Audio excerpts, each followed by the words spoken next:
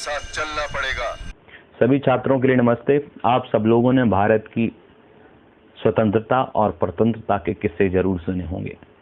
हमारा भारत एक परिवार के जैसे था जो कि गुलाम हुआ। क्यों? क्योंकि अंग्रेजों ने परिवार में आपस में फूट डलवाई और परिवार में आपसी तालमेल और प्रेम की कमी के कारण से हम गुलाम हुए। और जब हम लोगों ने इस बात को समझा, एक दूसरे से प्रेम करना सीखा, तो भारतीय शासन में अंग्रेजी शासन को उखाड़ के फेंका। ऐसी ही एक कहानी जो बताती है कि राक्षस जैसी प्रवृत्ति के व्यक्ति को भी प्रेम के सामने झुकना पड़ा, वह कहानी आप सबको मैं आज सुनाने जा रहा हूँ। यह कहानी कोई कपोल कल्पना नहीं है। यह कहानी बहुत पहले महाकवि भास ने अपने नाटक मध्यम व्यायोग में लिखी गई है। इस पाठ का नाम भले ही कुटुंबानुरक्ति है, जो कि आप आज हम लोग पढ़ने जा रहे हैं, परंतु यह कहानी, यह घटना मध्यम व्यायोग नामक एक नाटक से ली गई है। और वो मध्यम व्यायोग नामक नाटक भी महाभारत की कहानी को आधार बना के लिखा गया है। महाकवि भास ने, जिनका परिचय मैं थोड़ा सा दूंगा, आपकी पुस्तक में ही लिखा है, मैं वो पंक्तियां पढ़ रहा हूं, आप देखेंगे। संस्कृत नाटककारेषु प्रमुखेन महाकवि भासेन नाटकांतम कवित्वम इति उक्तिं चरित्रार्थम कृत्वा त्रयोदश नाटकानि विरचितानि। अर्थात संस्कृत नाटककारों में प्रमुख रूप से जो महाकवि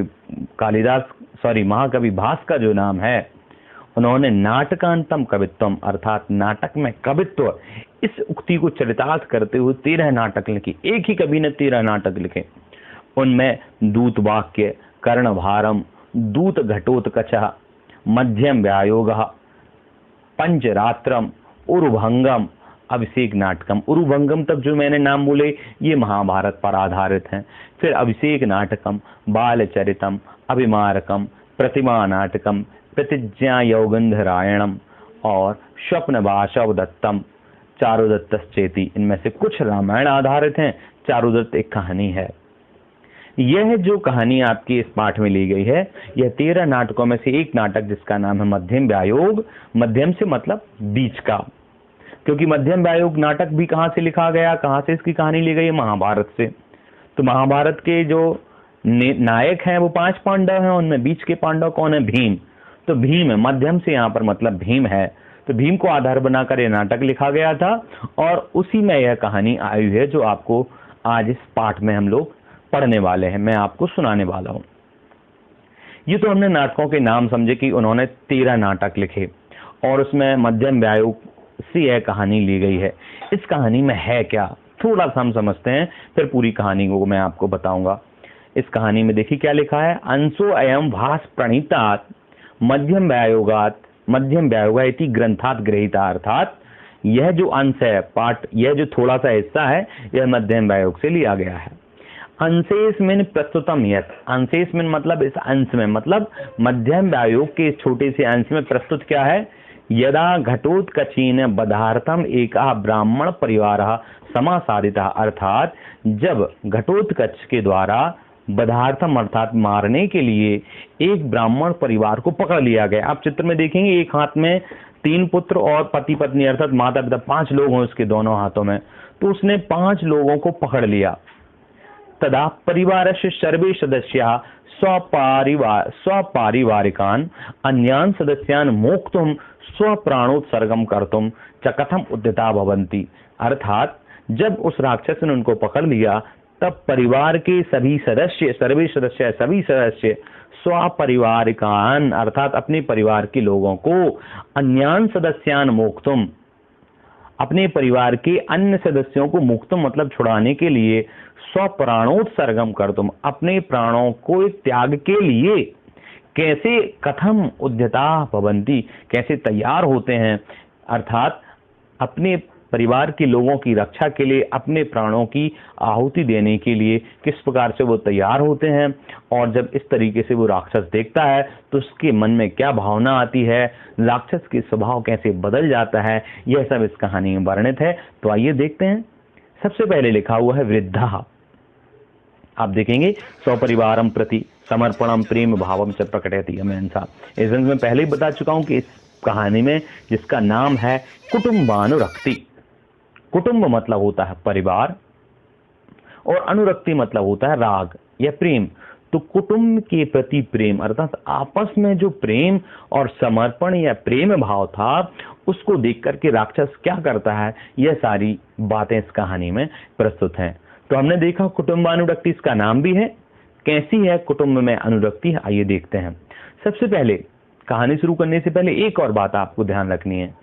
एकांकी हो, नाटक हो, गद्य हो, पद्य हो, यदि आपको पूर्ण विरामों का अल्प विराम, विस्मय आदि बोधक चिन्ह, प्रश्नवाचक चिन्ह आदि चिन्हों का ज्ञान नहीं है, तो आप कहानी का कुछ और अर्थ निकाल सकते हैं, नाटक का या एकांकी का अर्थ कुछ और निकाल सकते हैं। इसलिए जरूरी है कि आप पूर्ण विराम, अल्प विराम आदि को ठीक से समझें। तो आइए देखते हैं। वृद्धा, क्या लिखा है? वृद्धा, उसके बाद डैश लगा है, इसका मतलब वृद्ध कुछ कहता है। क्या कहता है? हंत निराशाह स्म, हंत हाय, निराशाह स्म, निराशा है। इसमें उत्तम पुरुष बहुवचन की क्रिया है, बड़ी निराशा है, ऐसा उसने कहा। भवतु पुत्र, यहाँ भवतु दो प्रकार से प्रयोग होता है। एक तो भवतु लोट लकार की क्रिया भी है, भवतु भवताम भवंतु। यहाँ पर भवतु एक क्रिया के रूप में नहीं है। सामान्यतया संस्कृत बोलने में अस्तु, भवतु ऐसे शब्द बोलते हैं, जिसका मतलब होता है अच्छा। अच्छा पुत्र, वृद्ध बोल रहा है अपने पुत्र से, देखो संबोधन का चिन्ह लगा है पुत्र के बाद। अच्छा पुत्र, ये हिंदी होगी।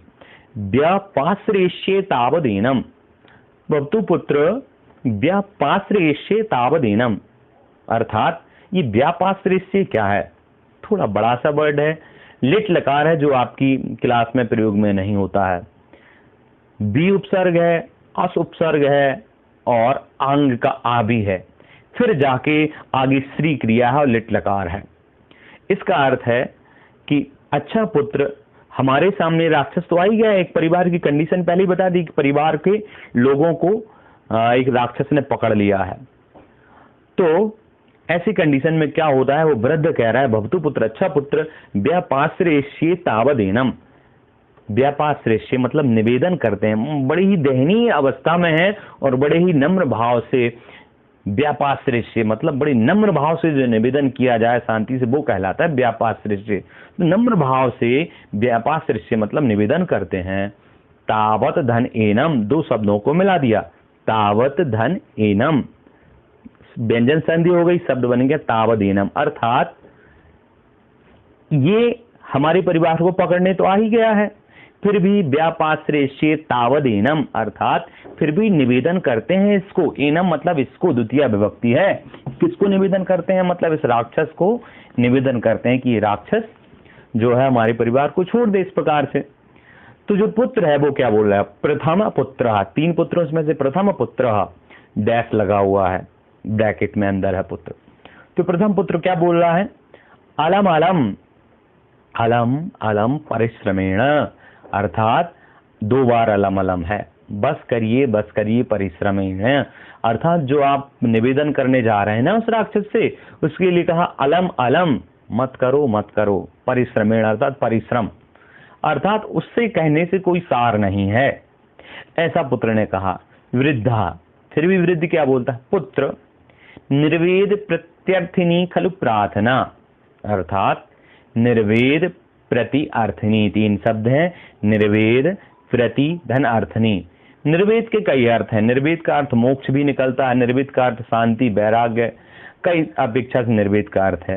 तो निर्वेद प्रति अर्थनी अर्थात मुक्ति के लिए, शांति के लिए, मोक्ष के लिए, खलु प्रार्थना, खलु मतलब निश्चित रूप से, प्रार्थना मतलब प्रार्थना, मुक्ति के लिए निश्चित रूप से प्रार्थना मैं उससे करूंगा या है। भवतु पश्यामः तावत, भवतु हो, पश्यामः मतलब देखते हैं, तावत फिर भी देखते हैं एक बार निवेदन करने में क्या जाता है। भवतु मतलब हो, पश्यामः मतलब देखते हैं, तावत मतलब फिर भी देखते हैं क्या होता है। क्या देखते हैं? अर्थात निर्वेद प्रत्यर्थिनी खलु प्रार्थना, उससे हम मुक्ति की प्रार्थना करके देखते हैं। आखिर पश्यामः तावत, देखेंगे फिर क्या होगा, देखते हैं क्या होता है, ऐसा उसने पुत्र से कहा। अब देखेंगे आप, इसके बाद पूर्ण विराम लग गया, मतलब यहाँ पर बात हो गई, पुत्र से जो कहना तो उन्होंने कह दिया। अब देखेंगे आप, लिखा है भो भो भो पुरुषः, पुरुषा की जगह पुरुष लिखा है, क्योंकि संबोधन जब होता है तो पुरुषा का हो जाता है पुरुष। तो भोः भोः पुरुष और संबोधन का चिन्ह लगा है, अर्थात हे पुरुष यहाँ संबोधन में। अब पुरुष किसके लिए कहा उन्होंने वृद्ध ने? पुत्र के लिए तो पुत्र ही कहेगा, पत्नी के लिए पत्नी कहेगा। तो पुरुष मतलब जो बाहरी व्यक्ति आ गया है, जो वो राक्षस या जो घटोत्कच आ गया, उसके लिए उन्होंने पुरुष कहा। भो भो पुरुषः अत्यस्माकं मोक्षः। अत्यस्माकं में दो शब्द हैं, अस्त्यस्माकं अस्ति, अस्त्यस्माकं अस्ति धन अस्माकं, तो मिलकर बन गया अस्त्यस्माकं। और मोक्षः, अस्ति मतलब है, अस्माकं मतलब हमारा, मोक्षः मतलब मोक्ष मुक्ति। और बाद में आप देखेंगे क्वेश्चन मार्क लगा हुआ है, जिसका अर्थ क्या है?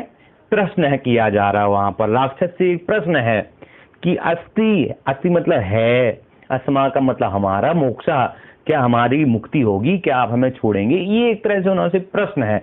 वैसे क्या, किम, कहा आदि पुस्तक में नहीं लिखा है, परंतु बाद में जो प्रश्नवाचक चिन्ह लगा है उससे ये अर्थ निकलेगा कि यहाँ पर प्रश्न किया जा रहा है। किससे? भो भो पुरुषा, मतलब उस पुरुष से जो पुरुष उनके सामने आ गया है कि अस्ति अस्माकं मोक्षा, क्या हमारे लिए मुक्ति होगी? तो अब घटोत्कचः बोला, जब उससे उन्होंने पूछा भो भो पुरुषा, तो घटोत्कचः क्या बोला? मोक्षो अस्ति समयतः, मुक्ति तो होगी, मोक्ष तो होगा आपको, अर्थात मोक्ष से यहाँ पर मतलब मुक्ति, मुक्ति तो होगी, पर कैसे होगी? समयतः, समय से। यहाँ समय से मतलब टाइम नहीं है, यहाँ समय से मतलब शर्त। मुक्ति की एक शर्त है, आप सबके परिवार को छोड़ दिया जा सकता है, पर एक समयतः, समय मतलब शर्त और तः मतलब से, एक शर्त से। तो वृद्धा पूछता है, कहता है कह समय, कौन सा समय, अर्थात क्या वो शर्त है? यहाँ पर समय से मतलब शर्त, क्या समय है, क्या शर्त है? तो घटोत्कच बोलते हैं अस्ति में तत्र भवती जननी, पूरा पढ़ रहा हूं मैं, अस्ति में तत्र भवती जननी तयाः मां जप्तः पुत्र ममोपवास निसर्गार्थ मस्विन प्रदेशे कच्चिन मानुषा प्रतिग्राह्य आने तब्यायति। मैंने तोड़ तोड़ कर पढ़ा है, एक बार मैं फिर से पढ़ रहा हूं क्योंकि लाइन लंबी और संधि बहुत है। अस्ति में तत्र भवती जननी तया अहम आज्ञप्तः पुत्र मम उपवास निसर्गार्थम अस्मिन् वन प्रदेशे कश्चित् मानुषः प्रतिग्राह्य आनेतव्य इति ततो मया आसादितो भवान। ऐसे उसको हमने संधि विच्छेद करके पढ़ा। अब एक एक शब्द का अर्थ देखते हैं। घटोत्कच बोल रहा है अस्ति मतलब है, में मतलब मेरी, षष्ठी विभक्ति एक वचन, है मेरी, तत्र मतलब वहां, जननी मतलब माँ। उस घटोत्कच जो राक्षस के जैसे वेश है वो क्या बोल रहा है? अस्ति में तत्र भवती जननी, वहां पर मेरी जननी है। कहां पर है? अभी बता रहे हैं।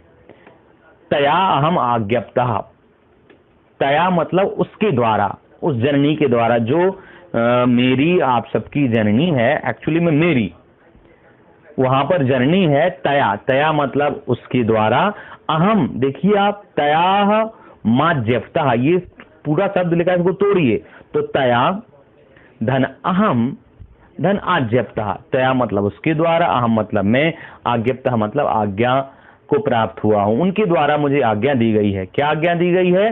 कि पुत्र, अब देखना आज्ञा जो दी गई उनको भले इन्वर्टेड कॉमा में बंद नहीं किया जो हिंदी में होता है, पर आप समझ जाइए कि पुत्र के बाद संबोधन है, तो वही के वही शब्द वो बोल रहा है राक्षस। क्या आज्ञा दी गई है? पुत्र ममोपवास निसर्गार्थ, मम उपवास निसर्गार्थ, मम मतलब मेरे, और उपवास, जैसे पर धन उपकार को मिला देते हैं तो परोपकार बन जाता है, वैसे मम धन उपवास को मिला दिया तो बन गया ममोपवास। तो मेरे उपवास के निसर्गार्थम अस्मिन् वन प्रदेशे कश्चिन मानुषः प्रतिग्रहे आनेतव्यति, मेरे उपवास के निसर्ग के लिए, निसर्ग के कई अर्थ होते हैं, निसर्ग का मतलब प्रकृति भी होता है, स्वभाव भी होता है, यहाँ पर निसर्ग मतलब समाप्ति, संपन्नता के लिए। तो मेरे उपवास की समाप्ति के लिए, अर्थात पारणा के लिए, मैंने उपवास जो किया था उसकी समाप्ति के लिए, निसर्गार्थम, मम उपवास निसर्गार्थम, मेरे उपवास के बाद भोजन के लिए, एक तरह से मेरा उपवास हो गया भोजन के लिए, अस्मिन वन प्रदेशे, अस्मिन मतलब इस वन प्रदेश में, मतलब इस वन प्रदेश में, कश्चिन मानुषः किसी मानव, मानुषः प्रतिग्रह आनेतव्य, किसी मानव को प्रतिग्रह है मतलब पकड़ करके, प्रति उपसर्ग लग गया तो ले प्रत्यय बना, प्रतिग्रह है, किसी मानुष को पकड़ करके, अब प्रतिग्रह धन आने तब्य, संधि कर दी, प्रतिग्रह आने तब्य, दीर्घ संधि हो गई। तो किसी मनुष्य को प्रतिग्रह मतलब पकड़ करके, आने तब्य मतलब लाएं, लाना चाहिए आदेश के रूप में उन्होंने कहा। किसने आदेश दिया है? तत्र भवती अस्ति में तत्र भवती जननी, जो मेरी माता वहां पर, उसने आदेश दिया है कि मेरे उपवास के निसर्गार्थ के लिए, निसर्ग के लिए इस वन प्रदेश से किसी मानव को प्रतिग्रह पकड़ करके आने तब्य मतलब लाइए, इति, इति मतलब इतना, ऐसा उन्होंने कहा है। इन्वर्टेड कॉमा भले ही नहीं लगाया पर इति लगा दिया और पहले संबोधन था, तो इसका मतलब ये सीधा का सीधा माँ का वाक्य राक्षस ने बोल दिया। उस घटोत्कच की भी माँ है जिसके लिए वो ये किसी को पकड़ के ले जा रहा है। आप देखेंगे इति के पहले कोई विसर्ग नहीं है आने तब, यहाँ पर विसर्ग था, इति विसर्ग संधि हो जाने के कारण से विसर्ग का लोप हो गया, विसर्ग गायब हो गया है। अब क्या होता है? ततो मया आसादितो भगवान, तो वो राक्षस बोलता है वो पुरुष कि ततो मतलब इसीलिए, मया मतलब मेरे द्वारा, आसादितो, आसादितो यहाँ पर भी संधि हो गई दीर्घ संधि, मया आसादितो मतलब इसीलिए मेरे द्वारा, आसादिता पकड़ा गया है, भगवान मतलब आपको, इसीलिए मेरे द्वारा आप सबको पकड़ा गया है। अब देखना राक्षस इस लोग भी बोल रहा है, वो घटोत्कच जो राक्षस के जैसे लग रहा है, क्या बोल रहा है वो देखते हैं। पत्न्या चारित्र शालिन्या दुपुत्रो मोक्षमिच्छसि वलावलम परिज्याय पुत्रमेकम विसर्जय, मतलब पत्न्या, तृतीय विभक्ति पत्नी से पत्नियां, चारित्र शालिन्या, चारित्र वाली अर्थात पतिव्रता, चारित्र शालिनी पत्नी से, और द्विपुत्रो अर्थात दो पुत्र, मोक्षम इच्छसि, दो पुत्रों के, अपनी पत्नी के साथ दो पुत्रों का मोक्ष इच्छसि अर्थात मोक्ष की इच्छा चाहते हो, मोक्ष मतलब मुक्ति की इच्छा चाहते हो। पहली लाइन फिर से देखेंगे, पत्निया चारित्र शालिन्या अर्थात चारित्र शालिनी, चारित्र वाली पत्नी से द्विपुत्र और द्विपुत्र, और मोक्षम इच्छसि, और इसके साथ साथ मोक्ष अर्थात मुक्ति की, मोक्षम इच्छसि, इन दोनों को मिला दिया तो बन गया मोक्ष इच्छसि, मोक्षम इच्छसि। तो चारित्रशाली पत्नी से और दो पुत्रों की यदि आप क्या चाहते हो, अपने साथ मोक्षम इच्छसि अर्थात मुक्ति को चाहते हो, तो फिर वलावलिम परिज्याय, वलावलम यहाँ पर दो शब्दों को मिला दिया, वल धन अवल, तो बलाबलम अर्थात सही गलत को या उचित अनुचित को, दोनों को मिला दिया, उचितानुचित ऐसा कर देते हैं, सही गलत या बलाबलम, तो सही गलत को अच्छे और बहुत अच्छे, इस प्रकार से बलाबलम परिज्याय ले प्रत्यय, तो सही गलत को परिज्याय मतलब जान करके, पुत्रम एकम, अब देखें इसको भी अलग अलग कर दें, पुत्रम एकम अर्थात एकम पुत्रम विसर्जय मतलब विसर्जित कर दो, एक पुत्र को विसर्जित कर दो, जो आपके तीन पुत्र हैं उनमें से एक पुत्र को आप क्या कर दो, विसर्जित कर दो। ऐसा किसने कहा? उस राक्षस ने श्लोक बोल करके कहा। अब वृद्ध क्या बोलता है देखते हैं। वृद्ध बोलता है, हम वो राक्षसापद, हम, अरे हो राक्षस, दुष्ट क्रूर राक्षस, राक्षसापद यही लिखा है ना, राक्षसा पसद, अपसद मतलब हे क्रूर राक्षस, किम अहम अब्राह्मण, तीन शब्द हैं, किम अहम अब्राह्मण, तीनों को मिलाएंगे तो हो जाएगा किम अहम अब्राह्मण, किम अहम अब्राह्मण, क्या मैं अब्राह्मण हूं अर्थात मैं ब्राह्मण हूं, अब्राह्मण अर्थात ब्राह्मण से अलग, ब्राह्मण नहीं हूं मतलब मैं ब्राह्मण हूं, मैं अब्राह्मण नहीं हूं मतलब मैं तत्व का चिंतन करने वाला, सही गलत का विवेकशील व्यक्ति हूं, मैं सच्चा ब्राह्मण हूं, मैं ऐसा नहीं हूं कि अपने पुत्र को ही विसर्जित कर दूंगा। और क्या बोला उसने ब्राह्मण ने, ऐसे भयंकर डर में भी श्लोकों में सवाल जवाब हो रहे हैं, और ब्राह्मण ने उत्तर दिया, ब्राह्मणः श्रुतवान वृद्धा पुत्र शील गुणान्वितम पुरुषादस्य दत्वाहम कथम निवृत्तिमाप्नुयाम। इस श्लोक एक बार फिर से पढ़ेंगे। ब्राह्मणः श्रुतवान वृद्धा पुत्रः शील गुणान्वितम पुरुषादस्य दत्वाहम कथम निवृत्तिमाप्नुयाम। अर्थात ब्राह्मण बोल रहा है कि ब्राह्मण और श्रुतवान वृद्धा, मैं ब्राह्मण हूं और श्रुतवान, श्रुत मतलब शास्त्र या पुराण, पुराण का जानकार हूं और मैं वृद्ध भी हूं, अर्थात ज्ञान वृद्ध, ज्ञान भी मुझ में है। इसके साथ साथ पुत्रम शील गुणान्विता, मेरे जो पुत्र वो शील और गुणों से अन्वित हैं, अर्थात शील और गुण वाले मेरे पुत्र हैं। पुरुषाद अस्य, दो शब्दों को मिला दिया, पुरुष धन आद धन आस्य, तीन शब्द हो गए वहां पर। तो पुरुषाद मतलब राक्षस, पुरुषों को खाने वाला। तो पुरुषाद धन अस्य, पुरुषाद का जो दा होगा वो हलंत होगा, तो अस्य पुरुषाद कहने का मतलब इस राक्षस को या पुरुषों को खाने वाले इसको दत्वा अहम, दत्वा धन अहम, दोनों में संधि कर दी, अर्थात दे करके मैं, कथम मतलब कैसे, निर्वृत्तिम अर्थात निवृत्ति को। अब देखेंगे दो शब्दों को फिर मिला दिया, निवृत्तिम धन आपनुयाम, निवृत्तिम धन आपनुयाम, निवृत्तिम द्वितीय विभक्ति अर्थ निकलेगा को, निवृत्ति को आपनुयाम मतलब प्राप्त करूंगा। मैं श्रुतवान हूं, ब्राह्मण हूं, मेरे पुत्र भी शील गुण वाले हैं, तो फिर मैं पुरुष, इस राक्षस पुरुष को दत्वा मतलब देकर के कैसे निवृत्ति को प्राप्त करूंगा। जानबूझकर राक्षस के हाथों में पुत्र को देकर के मैं निवृत्ति को प्राप्त करूंगा, अर्थात निवृत्ति से यहाँ मतलब मोक्ष है यहाँ पर भी, अर्थात वैकुंठ या श्रेष्ठ गति को मैं कैसे प्राप्त करूंगा। ऐसा किसने बोला? वृद्ध ने बोला। तो घटोत्कच बोल रहा है, यद्यर्थितो द्विज श्रेष्ठ पुत्रमेकं न मुंचसी सा कुटुंबः क्षणेनैव विनाशमुपयास्यसि। एक बार मैं फिर पढ़ रहा हूं, यद्यर्थितो द्विज श्रेष्ठ पुत्रमेकं न मुंचसी सा कुटुंबः क्षणेनैव विनाशमुपयास्यसि।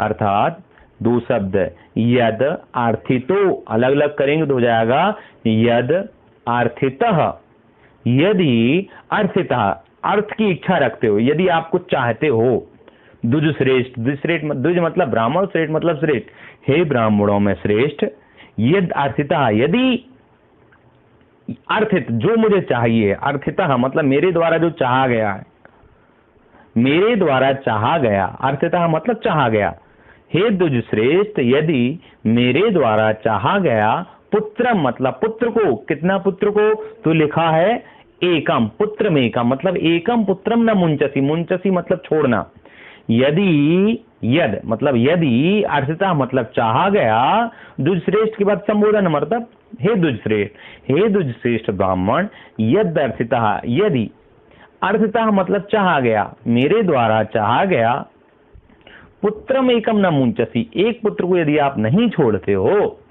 ऐसा नहीं करते हो, तो कहा सकुटुंबः क्षणेनैव, सकुटुंब अर्थात पूरे कुटुंब को, क्षणेन ऐव संधि कर दी, वृद्धि संधि, क्षणेन मतलब क्षण में ही या क्षण से ही, एक क्षण में ही, सकुटुंबा पूरे कुटुंब को, विनाशम उपयास्यसि अलग अलग कर दो तो विनाशम उपयास्यसि मतलब पूरे के पूरे परिवार को एक क्षण में ही, विनाशम उपयास्यसि विनाश को प्राप्त कर दूंगा, यह विनाश को प्राप्त करा दूंगा, या विनाश हो जाएगा एक क्षण में पूरे परिवार का।